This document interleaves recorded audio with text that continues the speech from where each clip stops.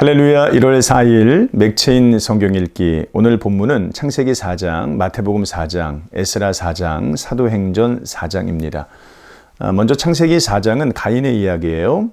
모세는 아벨을 그의 아우라고 표현하여 4장의 중심 인물이 가인임을 보여줍니다. 타락 후 에덴 동산 밖의 풍경이 처음 묘사되는데요. 주로 죄악과 관련된 것입니다. 4장에서 묘사되는 죄는 이래요. 첫째, 죄는 하나님과 인간의 관계를 파괴합니다. 가인이 드린 제사처럼 거짓 예배를 생산하게 되죠. 둘째, 인간과 인간의 관계를 파괴합니다. 가인은 분노에 사로잡혀서 사랑해야 될 형제를 살해하게 되죠. 셋째, 죄를 지은 후에 하나님을 찾아가지 않습니다. 가인은 아버지처럼 자신이 지은 죄를 숨기고 외면하고 변명합니다. 반면에 하나님은 죄에 대해서 항상 동일하게 대하십니다. 가인은 아버지 아담처럼 살던 곳에서 쫓겨가기 시작하죠. 가인의 후손들은 탁월한 재능을 발휘하여 문명을 이루게 됩니다. 그러나 하나님의 계보는 하나님의 이름을 부르는 셋의 후손에게로 이어집니다. 가인과 아벨의 대조는 역사 속에 늘 있어 왔습니다. 가인은 하나님을 중요하게 여기지 않고 제멋대로 사는 자들의 대표죠. 반면에 아벨은 하나님을 경외하는 자들의 대표입니다. 가인에 속한 자들은 아벨에 속한 자들을 이상히 여기고 미워하며 적대합니다. 에스라 4장에도 하나님께 속한 자들을 미워하는 가인과 같은 자들이 나와요. 하나님의 섭리 가운데 예루살렘으로 귀환할 수 있었던 이스라엘 백성들은 가장 먼저 성전을 건축합니다.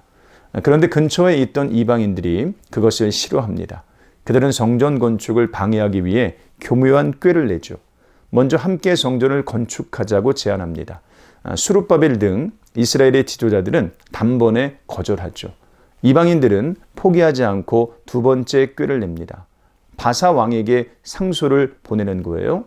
상소문에는 이스라엘이 성전과 성벽을 재건하게 되면 반역할 것이다 라는 글이 적혀 있었습니다. 상소문이 결국 먹혀들었어요. 그러기에 성전 공사가 중단됩니다. 여기서 우리는 대적자들의 교활한 꾀를 발견합니다. 그들은 하나님 나라에 속한 자들을 무너뜨리고 싶어 하는데 회유와 협박 등의 수단을 사용합니다. 가인의 세상에서 살아가는 하나님의 백성들은 늘 일정한 위협을 받습니다. 예수님도 그러하셨습니다. 마태복음 4장에서 예수님은 마귀의 시험을 받습니다. 마귀는 생존에 대한 욕구, 자기 증명에 대한 욕구, 성공에 대한 욕구 등을 앞세워 예수를 회유하고 협박하죠.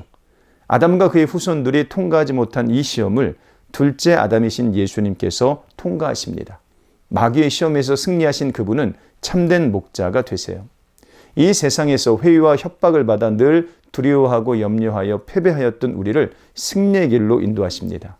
승리의 목자 되신 예수 그리스도로 말미암아 우리도 승리할 수 있게 되었습니다.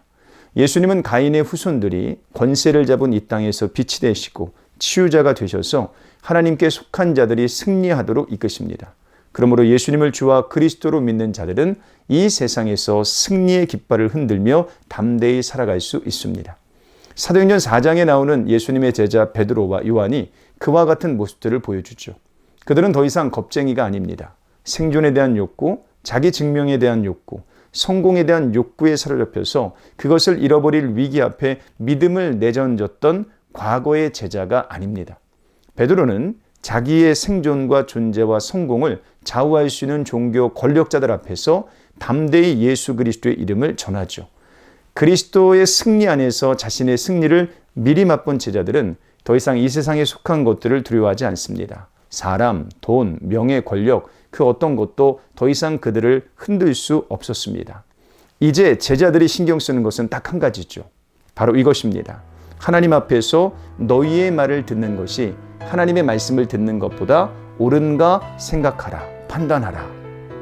오늘 하루도 주님 안에서 승리하시기를 주님 이름으로 축복합니다. 감사합니다.